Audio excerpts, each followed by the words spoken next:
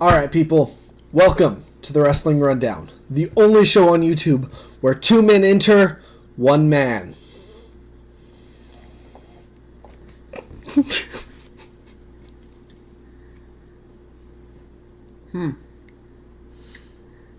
Don't think that's how it works, but I think that's a different channel. Is this the third channel we're opening? Yeah. Oh, is it side project that I've been working on? You've been in the future? How well does it do? I mean, it doesn't do well on YouTube. Gets taken down pretty quick. could imagine. Does it go anywhere else? Yeah, there's another tube site that it goes on. All right, I'm into it.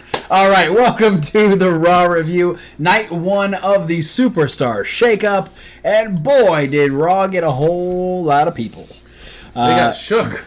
They got shook up. Actually, they shook SmackDown, and everyone fell out and fell into Raw.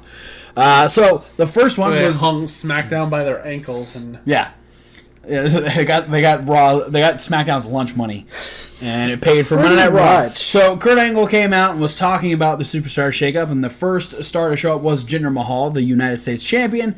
He got a little too mouthy for Kurt Angle, so Kurt Angle decided he would have a United States Open challenge, and he lost the title to the new champion, Jeff Hardy. And they will have a rematch at the Greatest Royal Rumble. Let's hope that's anywhere near as good as the match they had on Raw. Yeah, because this is Jinder's best match, so thank you, Jeff. I'm going to call that an A. Yeah. Sasha and Bayley were still angry at each other.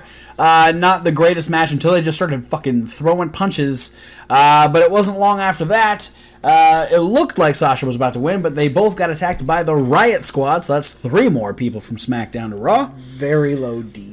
Authors of Pain defeated Heath Slater and Rhino once again with the last chapter on Rhino. Let's see. Miz TV was... their guests were the brand new members of the Raw rosters, Sami Zayn and Kevin Owens, and Kurt was very confused, and then Sami read an email from Stephanie McMahon, to which Kurt Angle's like, alright, well, hey Miz, you're going to SmackDown, but before you go, I'm going to give you a 10-man tag. It'll be Braun Strowman, Finn Balor, Seth Rollins, and Bobby Lashley, and a new member of the Raw roster versus the 5 of you. So we'll see you later. This gets an A. The Deleters of Worlds defeated the Revival, and they will head to the Greatest Royal Rumble to face the Bar for the Raw Tag Team titles. Speaking of the Bar, they met with the newest tag team on Monday Night Raw, the Fashion Police. They got a couple of tickets because of Sheamus's mohawk and his mohawk and their dresses. And then the Fashion Police would defeat the Bar later on in the show. Tyler Breeze. B+. Tyler Breeze with the sunset flip on Cesaro. Yeah. Natalia is also on Raw. She had a welcoming with Ronda Rousey. She had a match later where she defeated Mandy Rose. She was beat down by both Mandy and Sonya, and Ronda Rousey came out and saved her and beat the fuck out of Sonya Deville. D. Ember Moon defeated Mickie James. We had Nia Jax on commentary, and Alexa Bliss didn't want to be on commentary, so we had a screen-and-screen promo from Alexa Bliss. I forgot about that. Yep. That makes it a D. Man, I don't want to be so harsh on the ladies, but it wasn't a good night for them. Yeah. Ember and Mickie had a great match. They did. So It just got really downplayed by the fact that they decided to do screen-and-screen. Yeah. And then in the match screen, repeatedly go to Nia Jax's face to react to what Alexa was saying. I was about to give this like a B, and then you reminded me of the screen thing. It was like, oh yeah. And then it went down a couple points. Yeah. Dolph Ziggler is also on Monday Night Raw. He was propositioned to join Titus Worldwide, but he had other plans, and those other plans included Drew McIntyre beating the fuck out of Titus O'Neil and Apollo Crews. This is one that probably would have got a D, but I'm bumping it up to an A for... It got a D for Drew McIntyre, but also an A for Drew McIntyre? No, it got a D because it just seemed like it was going to be... D for Dolph. Yeah. A for McIntyre. The M is silent. No, I just felt like it was going to be... not even an A in his name. It was going to be more of the nothing push that Dolph Ziggler's been getting lately, just moved over to Raw. But then once Drew showed up, it made... Hey, Dolph might do some shit. 1,000% more interesting. Roman Reigns came out and said, hey, look, I'm here, but Brock's not. Fuck Brock. Samoa Joe came out and said, fuck you, Roman. You do nothing. And then Roman tried to challenge him to a fight, and Joe's like, nah, I'll see you at Backlash. Yeah, C-. Baron Corbin also called him a lazy fat ass. He did. Baron Corbin is also going to be on Monday Night Raw, but he didn't show up. They just had a video package. And then in the main event, Braun Strowman, Bobby Lashley, Seth Rollins, and Finn Balor, teaming with the brand new member of Monday Night Raw, Bobby Roode, defeated the Entourage, Miz, Kevin Owens, and Sami Zayn, because Braun Strowman. Yeah. B+. So, with that being said, let's start with you, Thomas. What did you like about Monday Night Raw? I liked the Fashion Police. I always liked the Fashion Police. I think we're all in agreement. We very much do appreciate the Fashion Police. They're Fashion Popo. Probably my favorite act in WWE right now. I hope the jump to Raw gets them to actually do things. Yeah. Because I was sad when they took Fashion Files off of SmackDown and put it on WWE.com. That was one of the worst decisions WWE's made. Because Ever. WWE, your website used to be great. It's awful now. It is so hard to navigate, and the pages don't stay up long enough. So I'm not going to go searching for Fashion Files on your fucked up website. I mean, I YouTube them. That's way better. Yeah. What about you? What did you like about Monday Night? Jeff Hardy winning the United States Championship. That is pretty cool. He's now a Grand Slam champion. In his own right. Yeah. I'd say he's one of those guys you forget how decorated of a champion he is. Yeah. Mm-hmm. Because he has won the World Championship. Yep.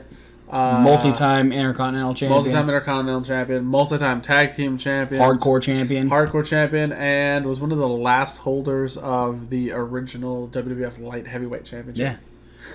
Was he ever European Champion? Yeah. Yeah, he was. probably. So, yeah, he's got that going for him. Wait.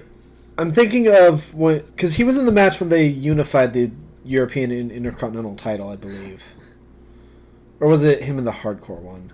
It was the Hardcore. It was him. Okay. It was him and RVD. Okay, so Hardcore unification was Dreamer and RVD. Okay, was it? Yeah. So yeah, then he would have been European champion.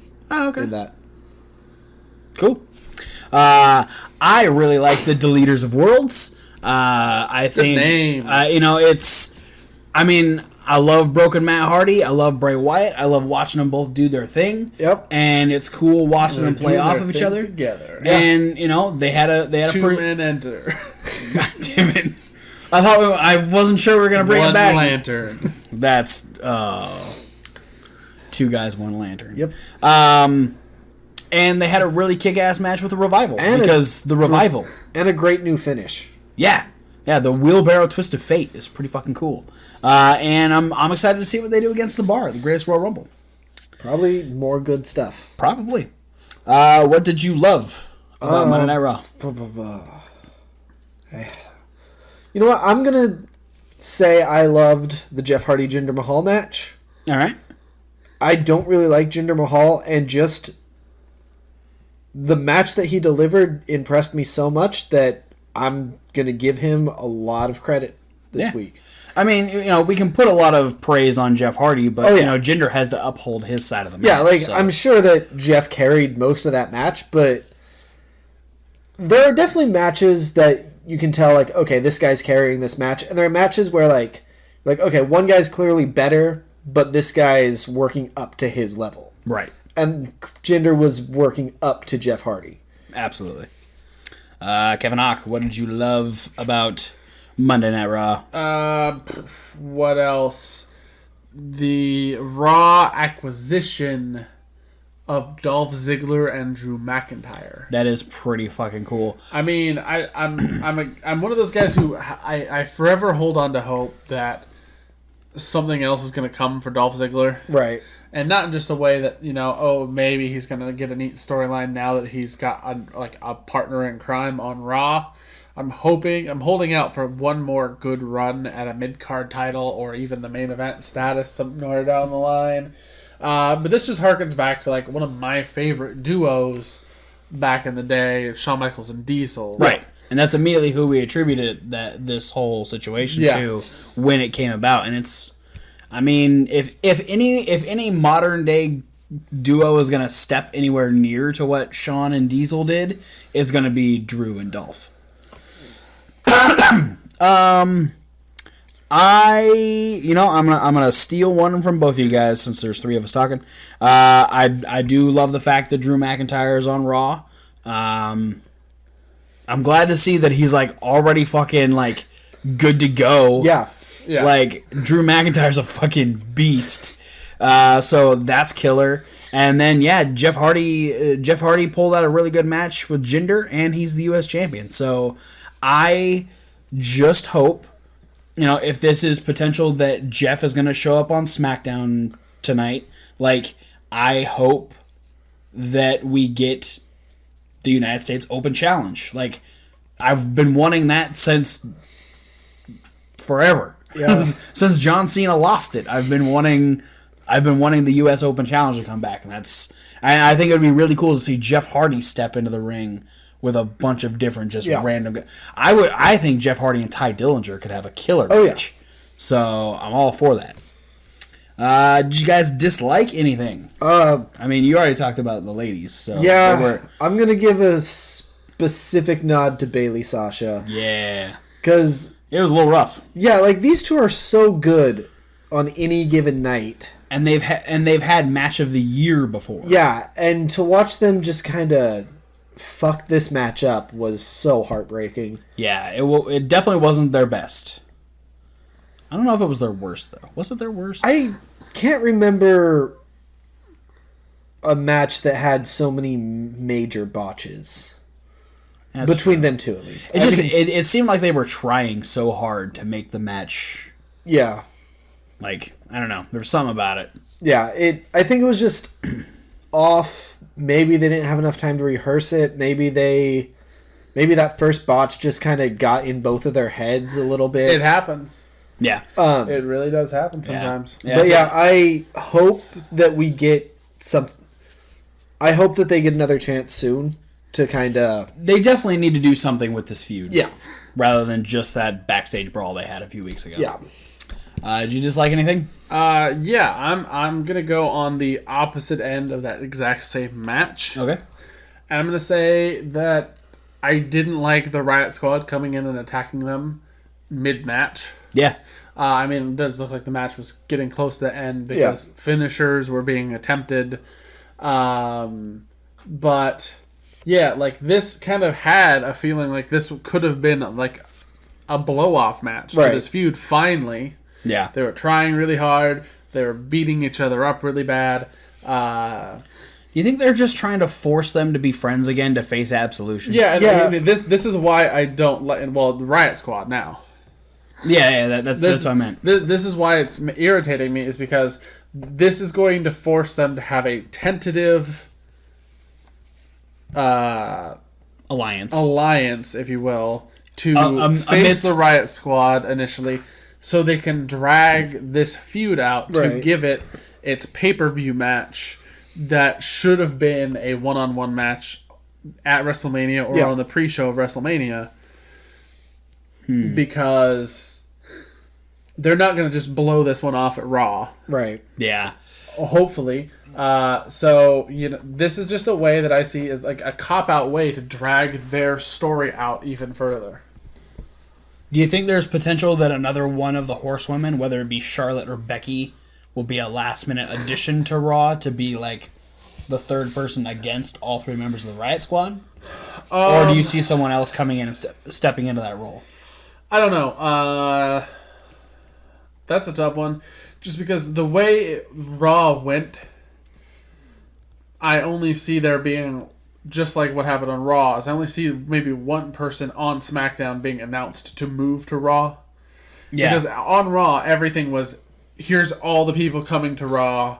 Right. But one person is going to go to SmackDown. Right. Announced ahead of time. And that's for story purposes specifically. And because we've already had the fuel put on Daniel Bryan versus The Miz, so we knew that was going to happen. Yeah. I think I still don't care about Bobby Lashley. A 10-man tag is not a good way to make me care, because I think his stalling suplex on Elias last week was better.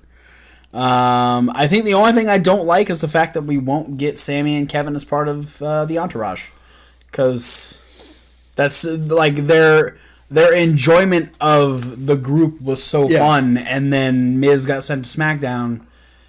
I'm also worried about Bo Dallas and Curtis Axel. Oh yeah, they're dead. Please, Dead in the water. please just. I mean, even if they're gonna be your Ascension, at least put them on TV regularly and be your Ascension. Yeah.